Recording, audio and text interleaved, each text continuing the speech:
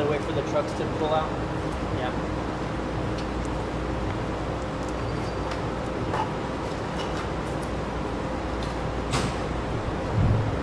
Man, I'm glad we didn't have you guys waiting here the whole time.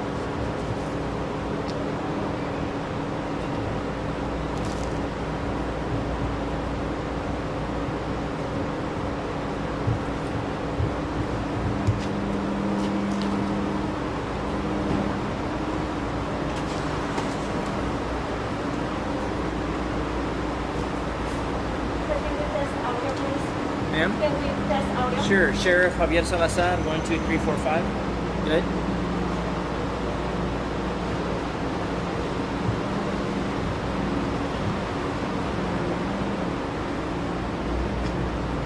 Okay.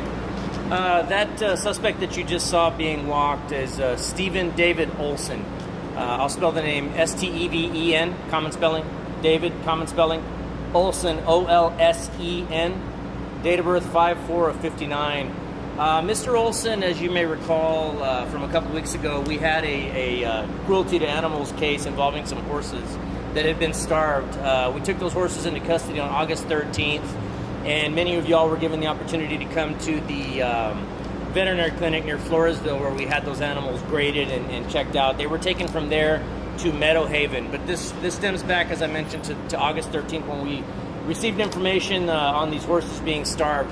When our stray deputy from our special enforcement unit went out to that residence, he did see that the horses were in horrible shape. Although there was a little bit of food, there was evidence that those horses had been starved for some time.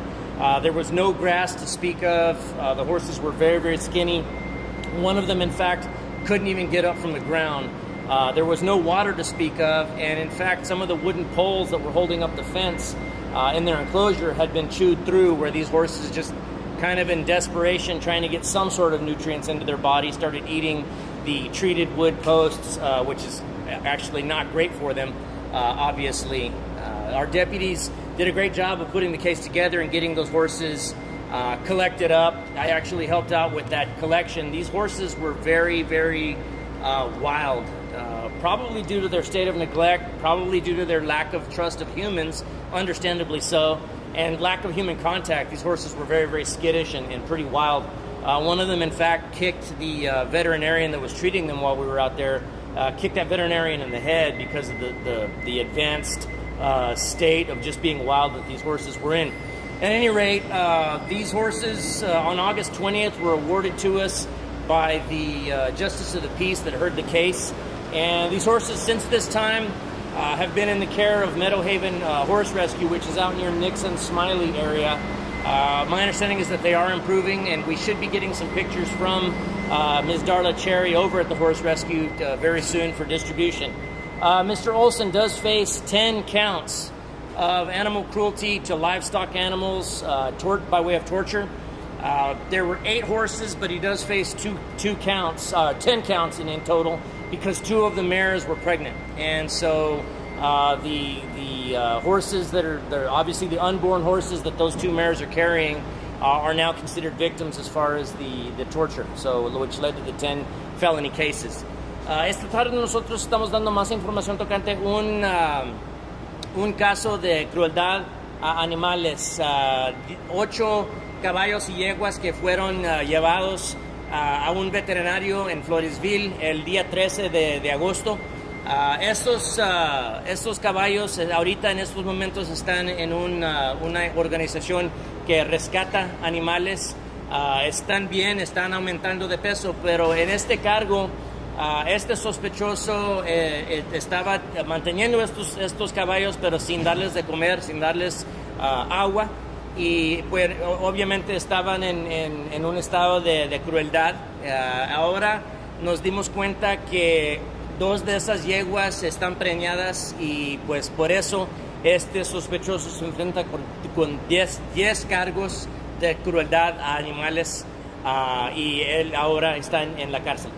I'll open it up to whatever questions you might have. ¿Él es el dueño y para qué eran los caballos? Él es el dueño.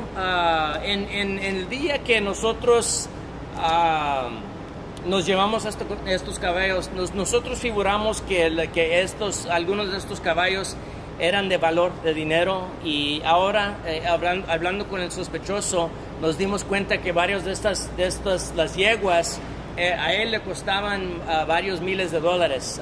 Por dos de ellas, él pagó $15,000 por esas dos yeguas. Entonces son caballos de calidad, son caballos de mucho valor. Y pues ahora, ya que nosotros estamos en posesión de esos caballos, les podemos encontrar otro hogar ojalá con gente que las cuide. ¿Por qué no les daba agua? ¿Por qué no los alimentaba perito?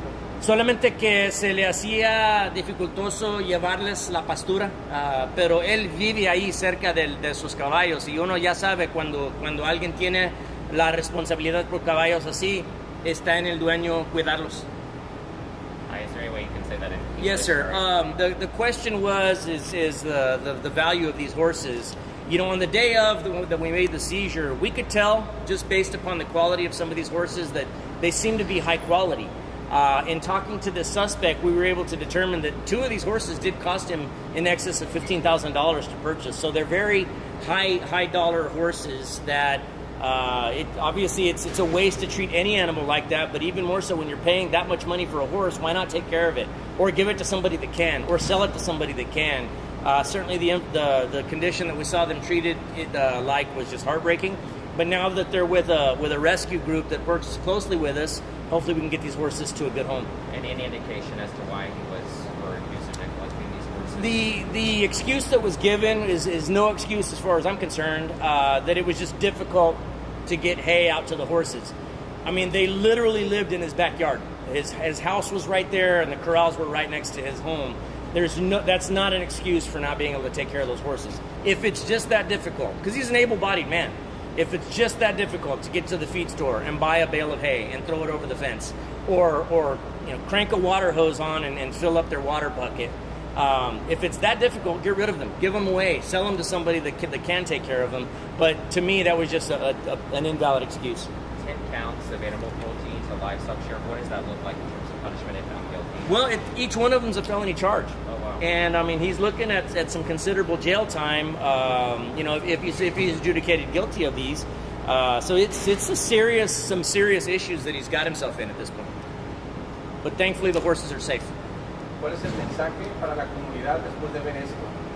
El mensaje para la comunidad es que a nosotros nos interesa proteger a cada víctima de crimen. Si esa víctima es una persona de seres humanos, nos pueden llamar. Si es un animal que está tratado con crueldad, nos pueden llamar. A cualquier momento pueden llamar a la unidad de esfuerzo especial al 210-335-GANG, 210-335-GANG, y nos pueden dejar recado de casos de crueldad a animales así. ¿Se podría dar como por cada uno de estos cargos que está enfrentando, cuánto tiempo estaría o cuál sería el costo aproximadamente? Cada de estos casos es una felonía, entonces cada caso de felonía uno puede pasar varios años en la cárcel.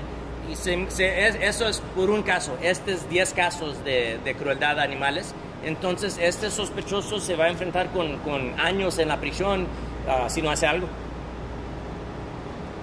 ¿Es uno de los casos más graves de crueldad animal que le ha tocado? De los que yo he visto, hace unos cuantos años nosotros nos llevamos aproximadamente 30 caballos de un dueño.